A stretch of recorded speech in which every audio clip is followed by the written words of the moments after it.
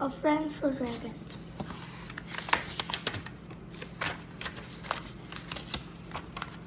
Chapter 1. A Friend for Dragon. There was a blue dragon who lived in a little house all by himself. Sometimes Dragon got lonely. I wish I had a friend, said Dragon, so he went out into the world to look for a friend. Dragon went to the woods and met a small black squirrel. Will you be my friend, said Dragon. No, said the squirrel. I'm too busy. Dragon went to the riverbank and met a fat gray hippo. Will you be my friend, said Dragon. No, said hippo. I'm too tired. Dragon went to the pond and met a sleek green crocodile. Will you be my friend, said Dragon. No, said the crocodile. I'm too crunchy. So Dragon sat down under a tree, still wishing a friend. Suddenly, an apple fell out of the tree and hit Dragon on the head. Just then a little green snake slithered by. The snake wanted to play a joke on Dragon, so it hid behind a rock and called out, "Hi, Dragon!" Dragon looked all around, but he didn't see anyone. Who said that? Cried Dragon. I did, said that snake. Dragon looked all around again, but he still didn't see anyone. Where are you? Said Dragon. I'm right here in your hand, said Snake. Would you like to be my friend, Dragon? Asked the apple. Oh yes, laughed the snake.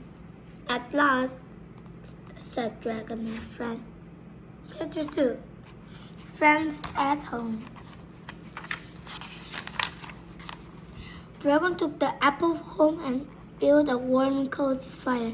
He told spooky stories to the apple. He told funny jokes to the apple. Dragon talked all day long and into the night. You are a good listener, said Dragon. Good friends are always good listeners. Dragon fixed the midnight snack. He mixed cookies, orange juice, and ketchup all together in a big bowl. Dragon scooped some of the food onto his plate. Then he scooped some food onto the apple's plate. Does say when, said Dragon. The apple did not say when, so Dragon scooped some more food onto the apple plate. Just say when, Dragon said. The apple still did not say when. So Dragon scooped the rest of the food onto the apple's plate. I'm glad that we both like to eat so much, said Dragon. Good friends should always have a lot in common. Dragon ate all of his food. The apple did not eat any food at all. Dragon was still hungry. He looked at the apple plate and drooled.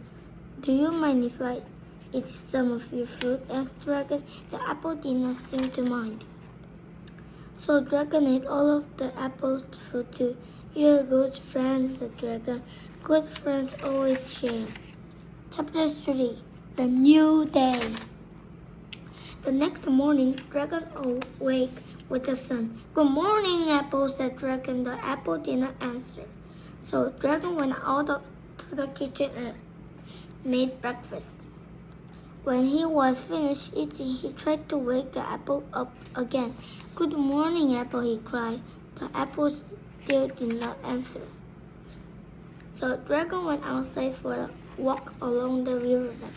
When he came back, he tried to wake the apple up again. Good morning, Apple, he screamed. The apple still did not answer. Dragon was very worried. He called the doctor. My apple won't talk to me, said Dragon. Maybe it's a crab apple, said the doctor. No, said Dragon. I think it is sick. So, Dragon took the apple to the doctor's office. They sat down next to a big walrus. What's the matter with you? Asked Walrus. It's my apple, said Dragon. It won't talk to me. And Walrus started at the apple and drooled. Dragon needed a drink of water. Will you watch my apple for me? Dragon next the words. Sure, said Rose, licking her lips. When Dragon come back, the apple had changed. It was not round anymore. It was not shiny anymore. It was not red anymore. Now it was wet and skinny and white. What happened to you? Cried Dragon. Are you all right? The little white thing did not answer. Dragon wrapped his friend in a piece of paper and carried it home. Don't worry, said Dragon. Everything will be okay. When Dragon got home, the little white thing had turned all mushy and brown. Are you hurt? Asked Dragon. The mushy brown did not answer. Are you sick? Asked Dragon. But there was no answer. Are you dead? Asked Dragon. Still there was no answer. Dragon scratched his big head and started to cry. Chapter 4. Goodbye. The next morning, Dragon went out into his backyard and dug a hole. He put his friend into a hole and covered it over with dirt. Dragon made a sign on the sign. He wrote the word friend. Dragon was very sad. He cried every day. He did not want to eat. He could not get to sleep. Dragon did not leave his house for a long time. But after a while, Dragon stopped being so sad. He cried less and less. He began to eat and sleep better. Still, he was very lonely. Chapter 5.